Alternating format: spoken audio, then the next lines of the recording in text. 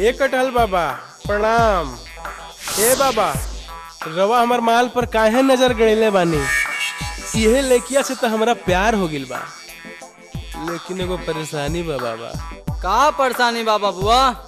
हम इतना मोट बानी और ई लेकिया इतना दूबर पातर बिया। सुनले रही बाबा राउर भालू जेकरा फूकेला नु ऊ मोट हो जाला। अब तू चिंता मत कर, बहुत जल्दी ही मोटा हो जाई।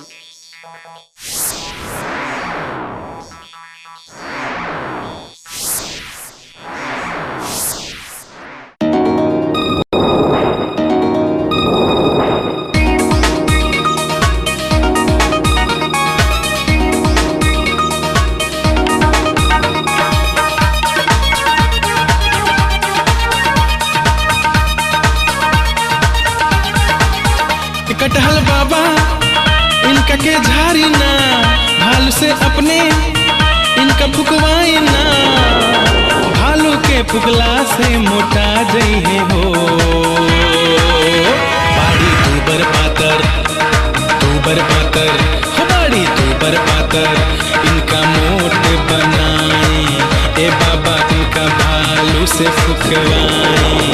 ए कटहल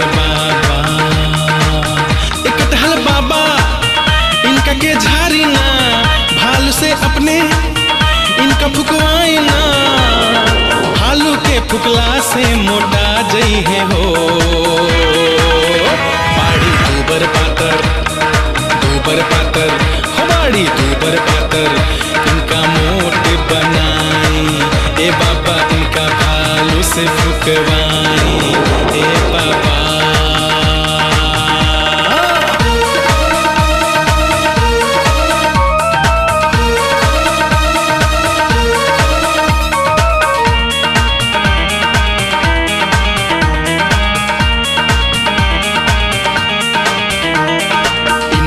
के धैले बाबू बाड़ी नशा में इधू। खाली लगावेली ताड़ी के घूम। दूबर पातर बाड़ी दूबर पातर इनका मोट बनाई। ए बाबा इनका भालुआ से फुकवाई। ए कटहल बाबा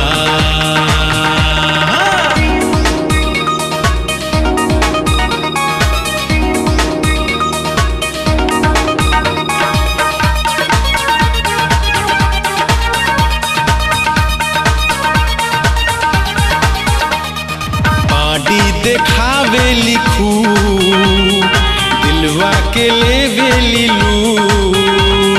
कबो न पहनेली कम दामी सूट। बाड़ी दूबर पातर बाड़ी दूबर पातर इनका मोट बनाई। ए बाबा इनका भालुआ से फुकवाई।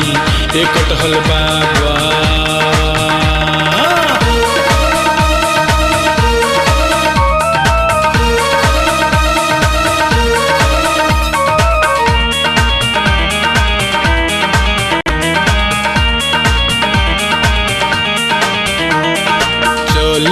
हिरनी के चाल अच्छा न बाइन के माल।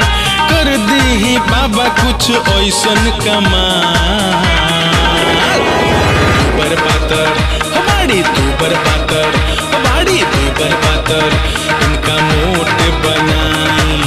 ए बाबा इनका भलुआ से फुकवाई। ए कटहल बाबा इनका के झारी ना, भालू से अपने इनका फुकवाई ना।